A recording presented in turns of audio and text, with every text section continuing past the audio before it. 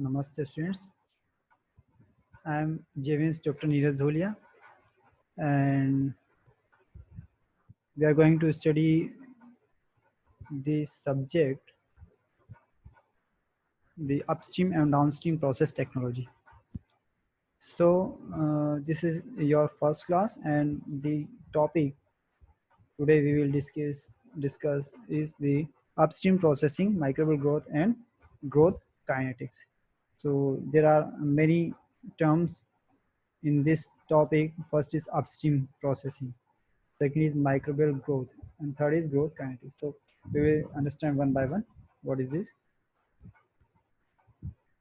So upstream processing normal deals with the three important points. Okay, first is let's to the fermentation media. What media you are taking, especially the selection of suitable cost-effective carbon and energy source. So media is a source of energy. So because you are going to grow the microbes, so they need some food, they need some energy to grow, to divide. Okay, so in upstream processing, first thing is the fermentation media along with its essential nutrients. The media optimization is vital aspect of process of development to ensure maximum yield of the profit. So you can take raw media, you can take the specialized media. In specialized media, you have you know about each and every constituent within the media, and in raw media you have just raw idea about the energy sources, like the carbon sorry the carbohydrate is this much percent, fat is this much percent. Okay, but in the specialized type of media, you know about each and every constituent, like glucose should be this much, the specific type of growth factors have this much of concentration. So there are different types of media. So in upstream processing, first is the fermentation media. The second aspect involves the aspects associated to the producer microorganism. So this is for the microorganism. So they include the strategy for initially obtaining the suitable microorganism. So you have to you have to get the suitable microorganisms. So generally in the environment, in the atmosphere, the microbes are there, but when you culture them, you don't have the pure culture. Means if you culture a drop of water in the petri plate, you will found there are lots of type of microorganisms. So that is not a pure culture. So you need a pure culture for a specific type of production. If you want to a specific uh, type of enzyme to produce, okay, so you don't want different types of microorganisms. You have to get a specific type of microorganism in the pure condition. Okay, the third component relates to the fermentation, which is usually performed under the rigorous controlled condition. Third is the fermentation. The first is the energy source, that is media. Second is the microorganism, and third is the fermentation process. So in this controlled condition, fermentation is a process, and a specific process needs a specific type of conditions. So a specific type of temperature, a specific type of pH, specific type of energy sources you need. So upstream processing includes these three aspects.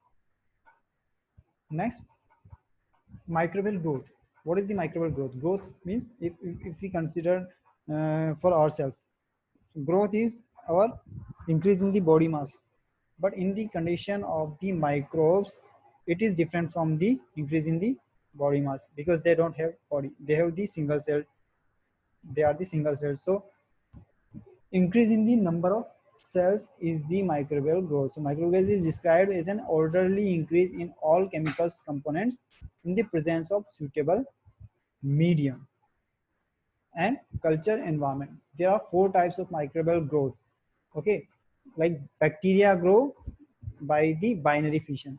Okay, yeast grow by budding. Okay, The fungi grow by the chain elongation, okay, and the viruses grow intracellularly, means the viruses needs a specific type of host to grow, okay. So there are different types of growth, microbial growth. If there are different types of microbial growth, definitely there should be different type of strategies to measure the different types of growth. So measurement of microbial growth, how you how can you measure the microbial growth? Simply we can weigh, okay, you can weigh. If initially there is a zero point 0.5 gram of cell mass, and after 1 hour it is the 1 gram of the microbial mass, so it is doubling time of the is 1 hour. So you can weigh dry weight, but you don't just weigh for the microbes, you have to take the dry weight, okay. So we will understand in later sessions. We are discussing here the measurement of the microbial growth. So growth of the cell mass or cell numbers can be described quantitatively as doubling of the cell number per unit time, okay. Per unit time means per minute how much cells are there, per hour how much cells are there, means in a unit time the number of cells increasing. This is the microbial growth, or doubling of biomass per unit time, okay. So the measuring techniques involves the direct or indirect counts, okay. What are the direct counts and what are the indirect counts? Let's see. The first method is to measure the dry weight of the cell material is fixed volume, fixed volume. So this is the direct count. You are measuring the weight, dry weight of the material in a given volume. Cells need to be removed from the medium and dried. So here you need to dry the sample, okay. Otherwise the volume or the liquid will be added as a weight, okay. So another method is the spectrophotometer, okay. You know what is the spectrophotometer? You take optical absorbance of the liquid suspensions, okay. So the absorbance at a particular wavelength is proportional to the cell concentration. If the absorbance doubles, means the cell number doubled, okay. It is proportional. So by plotting a standard curve of absorbance versus the cell concentration, the cell concentration of non-sample can be calculated. Another method is the direct microscopic count, okay. You take a drop of sample on a slide and count under the microscope, okay. But this technique has limitations, as the dead cell cannot be distinguished from the living cells. So there is a technique to how to distinguish between live and dead cells, that may be discussed later.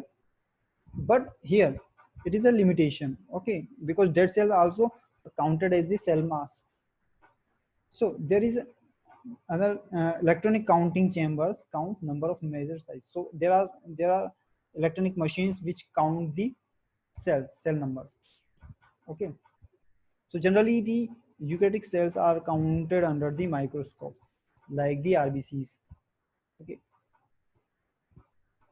Further, the indirect viable cell counts are also plate counts, okay.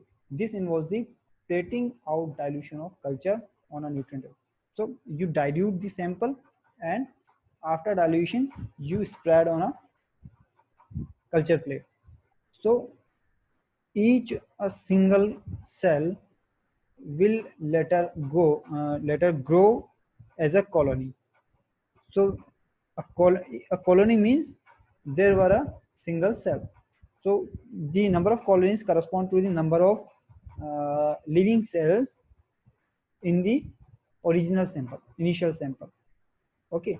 So here you say that one colony is a colony forming unit, CFU, okay. You count the CFU and relate with the initial number of cells. Turbidity measurement is a fast and non-destructive method, okay. Turbid means if a sample is there and cell number is less in this. It is slightly opaque type, but as the cell number increases, the turbidity of the suspension will increase. Okay, so it will be turbid, and you can take the absorbance, okay, to correspond to the cell number. Another method, the biochemical activity. Okay, you can measure the biochemicals, like how much oxygen is uptaken, how much CO2 is produced, how much ATP production is there. So they all are correspond to the living cells. Okay, this method requires a fixed standard to relate chemical activity to cell mass or cell volume. So bacterial growth relates to the during the phase of exponential growth under standard nutritional condition define bacterium generation time. So what is the bacterium generation time? Generation time is the doubling time, means how in how much time the number of bacteria doubles. It is the generation time. One generation, एक generation जो है वो बढ़ गई है. Okay, so it varies from microorganisms to microorganisms. So it varies from 12 minutes to 24 hours. Like the E. coli, the generation time of E. coli is around 15 to 20 minutes. Generally, it is 18 minutes. Okay, while the rhizobium have the longer generation time. Okay, the bacteria have the more longer time. Okay, so generation times varies according to microorganisms. So when growing exponentially by binary fission, the increase in the bacterial population is by geometric progression. In exponential time, exponential growth means 1 to 2, 2 to 4, 4 to 8. Exponential growth. Generally, bacteria grow exponentially. Viruses grow exponentially. Okay. So the generation time is the time interval required for cells. What is the generation time? Time interval required for cells. मतलब cells को double होने में कितना time लग रहा है, ये जो टाइम इंटरवल है, it is known as the generation time. तो the formula of the generation time is the G is equal to T by N, where G is generation time, N is the number of generations, and T is the time in minute per hour. So thank you.